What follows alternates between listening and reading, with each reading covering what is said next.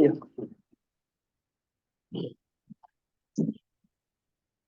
Right, good morning. My name is Jason Ishii, Chairperson of the Authority. I'd like to now call to order the May 1st, 2024 at-large authority meeting of the Hawaii Community Development Authority. And the time is now 9:30 a.m. Thank you, Chair. In accordance with section 92-3.7 for revised statutes, the Hawaii Community Development Authority is holding today's at-large board meeting virtually on Zoom. The Zoom link details were included on the meeting agenda. Therefore, members of the public are welcome to join us on Zoom and also at our physical meeting site at the American Brewery Building, 547 Queen Street, second floor boardroom, Honolulu, Hawaii, 96813. The HCDA communication staff is hosting this meeting. Once this meeting begins, everyone will be muted for clearer audio. Board members, if you have any comments or questions, please unmute yourselves to speak. It is important that all individuals clearly state their name each time prior to speaking. This is a public, in-person, and virtual meeting, so to prevent any distractions, if you are attending virtually and you are not a board member, staff member, or HCDA's Attorney General, please turn off your video during the meeting. If you wish to provide oral testimony and you are attending virtually, please indicate so by clicking the raise hand button found on your Zoom screen. If you are attending in person, you will be called to the front of the room in the order that you signed up. All testimony will be limited to a maximum of 3 minutes. Your testimony must be related to an item on the agenda. Before you begin your testimony, we ask that you identify yourself and spell your name for the record. When 1 minute is remaining, 1 minute remains will be called out. And when 30 seconds is remaining, 30 seconds remain will be called out. When time has elapsed, time will be called out, after which you will have 30 seconds to conclude your testimony. Then your audio will be turned off. If you are attending in person, the presiding officer will call the next testifier. Keep in mind that this is an opportunity to share your thoughts with us. If you ask questions during your testimony, neither the board nor the staff is required to provide an answer. If the authority's connection to the remote meeting is lost, the meeting will be recessed until the connection is restored. If the connection cannot be restored within 30 minutes, the meeting will be terminated. The authority will continue the meeting at another notice date. Thank you, Chair. HCDA board members, please remain visible and audible during the meeting. Also, please acknowledge you are present by either saying here or present. Let the record reflect the following board members are present. Vice Chair Higa. Present. Secretary Apo. Present. Member Miranda Johnson. Present. Member Anderson. Present. Member Strite. Present. Member Blystone. Excused. Member Evans. Present. Member Suji. Excused. Member Sakota. Present. Member Ray. Excused. Member Leong. Present. Member Light. Excused. Okay. Do we have quorum? We have quorum, Chair. Okay, great. For today's meeting, board members will have an opportunity to ask questions or provide comments after an agenda item has been presented. Individuals from the public who have requested to provide verbal public testimony on a specific agenda item are on standby and will be permitted to provide their testimony respectively. Item number 1, regular meeting minutes of April 3rd, 2024. Board members, are there any comments or corrections to these minutes?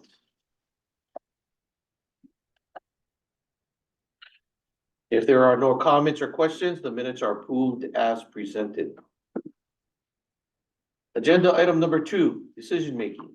Consider authorizing the executive director to initiate administrative rulemaking for the 99-year leasehold program as provided in the Hawaii Revised Statute, HRS 206E, Part 12, Roman numeral 12, and conduct community engagement and public hearings to adopt the rules pursuant to HRS Chapter 91 and Chapter 206E.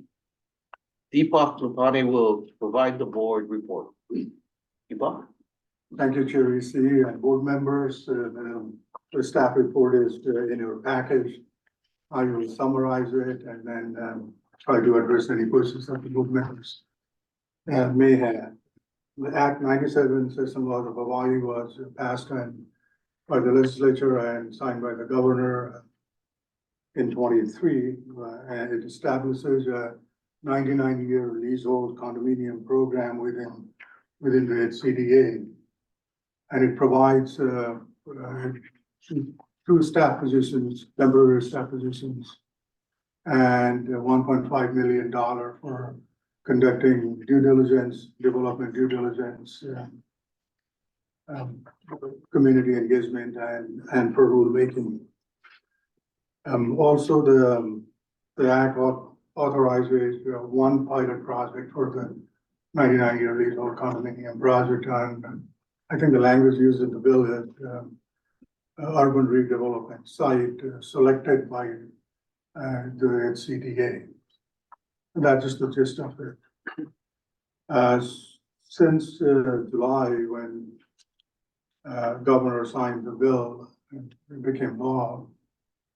Staff has convened, and we have met with developers to get a feel for the leasehold condominium product types. We met with several local developers, and the response have been mixed. And as you know, that each developer has their own kind of model and their own business model and all and product type that they work with. But in general, most of them were supported. Most of them thought that a 99-year leasehold product is viable. And so that's how we're moving forward. And also, when I was at HSFDC, HSFDC have done some studies on viability of leasehold product. And in 2019, there was a survey done by SMS, and their results shows that about 67% of the people that they, polled had positive view of leasehold product. 27% said that they would buy a 99-year leasehold product, and then 40% said that they would consider buying leasehold product. But that's as the studies are studied. So the approach we are taking is part of the due diligence to select a site, to come up with a development program, a building design basically, and take it all the way to condominium document registration, so a public report. And after that, with the developer, go to sales and try to see how many applicants we receive. And that's going to be a good measure of how much interest is in the product, in the product. So to do that, there was an RFP that was published earlier. Unfortunately, we didn't get any response to the RFP. I had reached out to various developers and all, and when the RFP went out, and even after, when we realized that we were not going to get any response, I reached out to developers. And again, I think the challenge we are facing is that, it's not a lot of the ones that are do LIHTC projects, low-income housing tax credit projects, they do rental projects. So they are more interested in rental projects. And some of the bigger developers were too busy. The response I got was that, well, we are too busy, we are interested in the project, but then, we don't want to spend the time and effort to put a proposal together for something like this right now.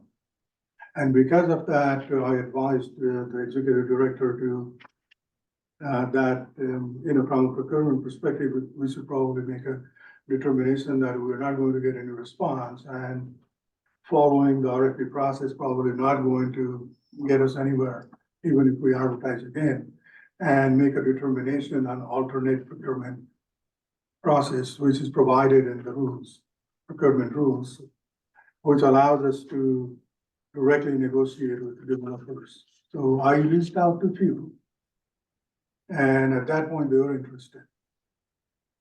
So we are almost finalizing with one developer, and because we haven't finished the procurement, I cannot divulge who it is right now. But I would just say that it's a very reputable developer that has done affordable housing projects in Kaka'ako. Someone that, fairly well known, fairly, is competent, so they're positive about it. So with that, it becomes more important that we move towards rulemaking. Because before we go out to sale for this project, we need to have rules in place on qualifying the buyers, creating a list, and things like considered in the statute where we have to establish, qualifications for buyers, the resale price for these units, and all similar to the rules that we already have for Kaka'ako Reserve Housing. So because of that, the staff report and ask is in front of you. And if you have any questions, I can try addressing it. Okay, thank you, Deepak. For the record, let the record reflect, member Suji joined us at 9:35 AM. Members, are there any questions or comments for Deepak in regards to his, the consideration of authorizing the executive director to initiate administrative rulemaking for the 99-year leasehold program? Member Apo, Raul. Deepak, hello, aloha. Aloha, member. Yeah, my question is simple curiosity. Why 99 years? What is that seems to be a popular number for long-term leases. And how does that frame a project that makes it, attractive or good for someone? Well, my understanding, member Apo, is that a 99-year lease basically, gives you the same kind of property right in terms of the length of duration of as a fee simple, property. What I understand is that banks, lenders typically look at 30-year mortgage plus another 5 years for any kind of lease to be financeable. And I don't know the origin of 99-year, why it came out 99, not 110 or something like that, but that's been traditionally been 99-year, and everyone uses that. And what it does is that at least it gives you enough time for 3 successive 30 years for the property to be financed, and so. That was my Well, understanding. thank you. I was just curious to know how, why it was such a magic number. Thank you. Yeah, and not even in the United States. I've looked at Australia, I've looked at Hong Kong, Singapore, it's all 99 years. Right. It was made for multi-generation. Yeah. Good answer. Right, any other comments or questions for Deepak? Let me just add one thing Yes. here. So just to add to Deepak's comments. We did meet with Senator Chang, the author of the bill. Right. Senator Chang had been championing this idea for a few sessions. So we informed him of everything Deepak mentioned, that we had, met with several developers to get a feel for what they thought would make this project kind of product feasible. We also told them that we felt the best way to test the market would be to go out to the market. So we went out with the RFP. We didn't get any interest in it, so we're pursuing sort of this plan B or alternate procurement to see if we can work with a couple of developers to engage in this kind of pre-development work, and take it as far as we can go with that. And the senator was concurred with that approach, and he asked us to keep him informed. We also talked about other kinds of state financing that is essential to making this kind of project work. And he acknowledged that, and I think we'll still keep him updated as we proceed with this, but just wanted to let you know that we kept the senator informed of this. Thank you, Craig, for adding that. Members, any other questions or comments?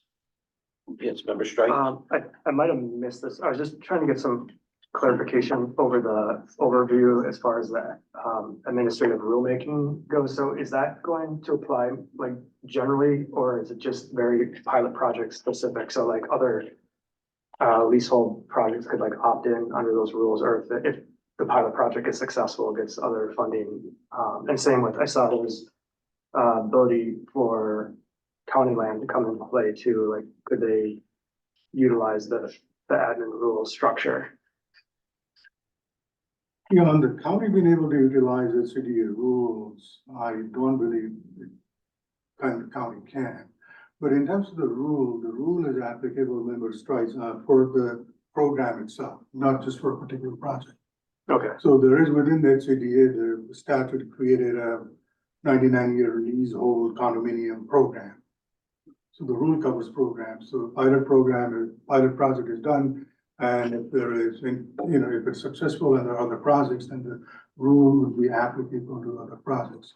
Now, the statute just mentions state land. The statute doesn't mention county lands. But again, the HCDA has a broader authority to ask for land with the county. And then so Yeah. county could always, sell or just transfer the land to the HCDA, and we could develop a project like this. okay, thanks. Great, thank you. Any other comments or questions? Is there any public testimony? There's no public testimony. Do I have a motion for the board to authorize the executive director to initiate administrative rulemaking for the 99-year leasehold program as provided in the Hawaii Revised Statute, HRS 206E, Part Roman numeral 12, and conduct community engagement and public hearings to adopt the rules pursuant to HRS Chapter 91 and Chapter 206E. Do I have a motion? Member Higa so moves. Member Higa moves. Do I have a second? I will second Joanne Leong. Seconded by Member Leong. Members, are there any further discussions on this motion? If not, Deepak, can you take the roll?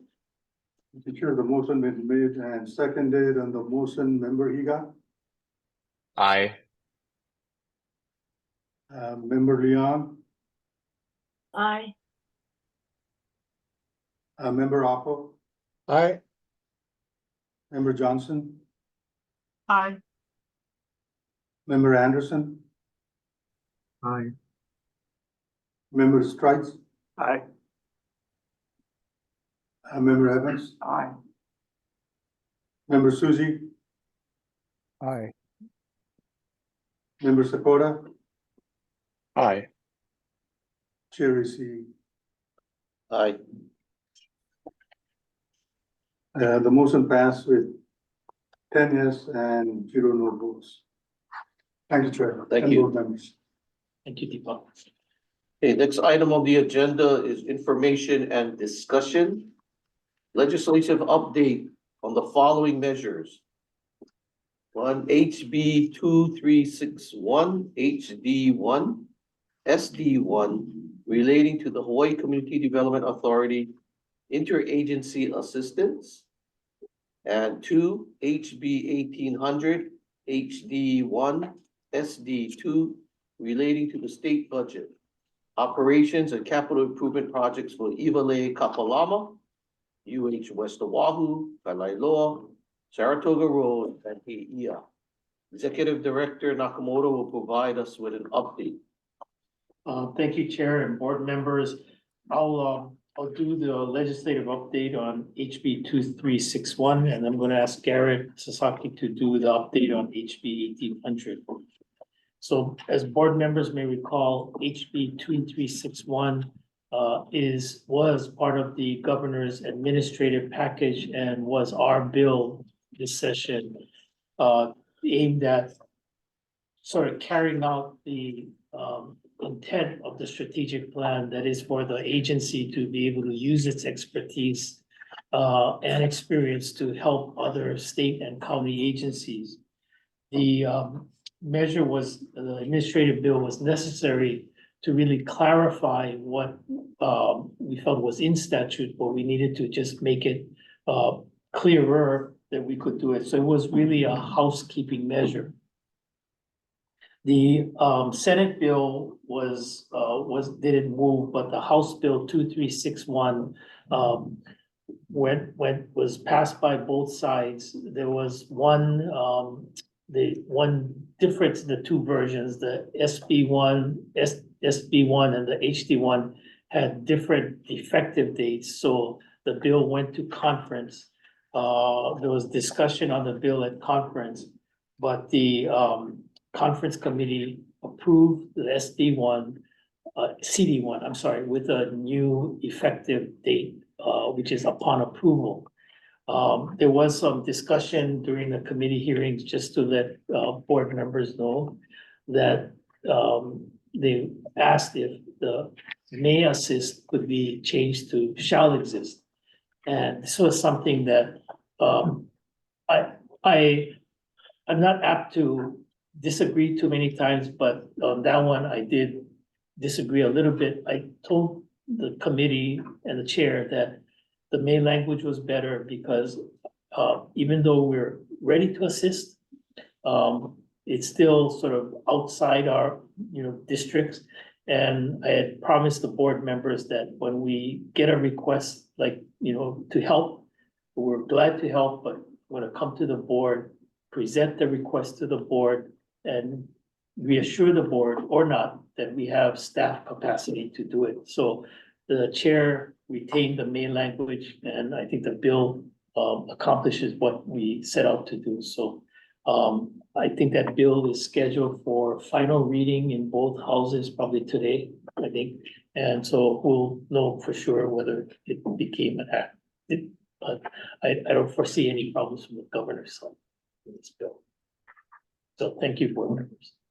Members, do you have any questions for Executive Director Nakamoto of this particular item? Yes, member has a question. Yes, So Member Opal. the may assist is what will prevail as opposed to Yes. shall? Yes, Okay, thank you. yeah, and that was Dodge the important. bullet. Yeah. That Big was, time bullets. yeah, that was important for me, and then just to respect the board's wishes on this, to keep it as made. Like I said, I try not to disagree too much, but that one I had to kind of push back a little bit on that one, and it was okay because I think they understood the rationale for it. Thank you, Member Paul. Thank you. Any other questions or comments on this particular item? If not, Garrett, can you go over HB 1800? Good morning, Chair, members. For HB 1800, this update is gonna be for the CD1 version, which is the latest version of the budget. There were some items that were not included, so it's just an update of what didn't make it in. The UH Phase 2, 25 million did not make it in. Kewalo Basin Harbor repairs. Supportive housing project, we'll talk about that a little bit. We did get a partial funding, but that amount of 50 million was not in CD1. Climate change adaptation rulemaking was not in, and the Lihue TOD infrastructure master plan was not in. The good news is what is in. We have two positions at 100% funding for the salary amounts. Also in general funds, we did get 5 million for a supportive housing project. We have to wait for the budget worksheets to come out to see the details of that amount, but it was announced that that amount is in. For CIP, we do have Saratoga electrical upgrades, 12.125 million. AES Stream Access Road, 1 million. Community facility for 5 million. The initial request was, or the initial amount was 6 million, we got 5. And the last thing is pumping station, roof and building repairs, $2 million. So the next important date after this is June 25, when the governor notifies the legislature of any bills that he intends to veto. We'll stand by for that date. Thank you. Members, are there any questions or comments?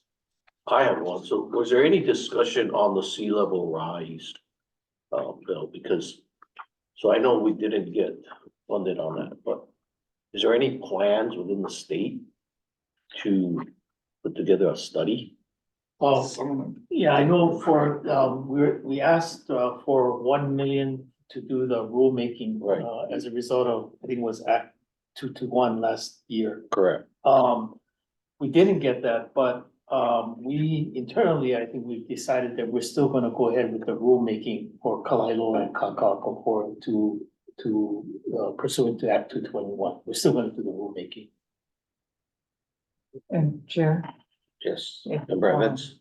the Office of Planning and Sustainable Development is getting federal funds to do a study of regional shoreline management policies. That's already started. And so we will be able to provide some policy guidance to state agencies that may help with inform boards and commissions that and staff that on what kinds of strategies are available for adaptation.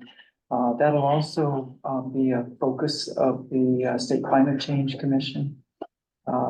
So that public facilities, we're also doing one on public facilities. So we've got two ongoing studies, one in general and one specifically focusing on public facilities that are within the 3.2 sea level rise exposure area that may have to be either adapted or moved prior to 2021. 2100. 2100, right. Great, thank you, Member Evans. Yeah, that was my concern as we go forward with rulemaking. I think we need to have a better understanding. And Ryan's team will be doing the rulemaking for that. And that is still will remain one of the new 1 year goals. Right, I saw that on the goals, that's why I'm asking. So I think, the session was a combination of things that, we didn't get. But overall, I thought that I was really grateful for the legislators for what we did get. At the end, what was important was, as Garrett mentioned, we got 2 positions that are fully funded. And I think that's in recognition of the additional work that we could be getting in the future. With other districts. May, not shall. So there's other work that we could get, may get. So that was good. It was one of, my focus areas, trying to get that, get those 2 positions in the budget. And then we got, as Garrett mentioned, we didn't get everything went on the supportive housing, but we got 5 million, so that will help in some efforts in the district. In addition to some of the community facilities money as well. So, I mean, all in all, I thought, it was a good legislative session, challenging at first with the Lele bill and everything, but it was good. Members, questions, comments? Is there any public testimony? No public testimony? All right. Move to the next item on the agenda. And that is item number 4, findings and recommendations of the permitted interaction group established at the at-large board meeting held on April 3rd, 2024, for the purpose of 1, conducting the executive director's annual performance review, and 2, establishing the executive director's new 1, 3, and 5-year goals, and accordingly amend the agency's strategic plan adopted by the authority at the September 6, 2023 General Authority meeting. Thank you. Executive Director Nakamoto, can you please present the staff report related to agency's new 1, 3, and 5-year goals for the strategic plan? Thank you, Chair.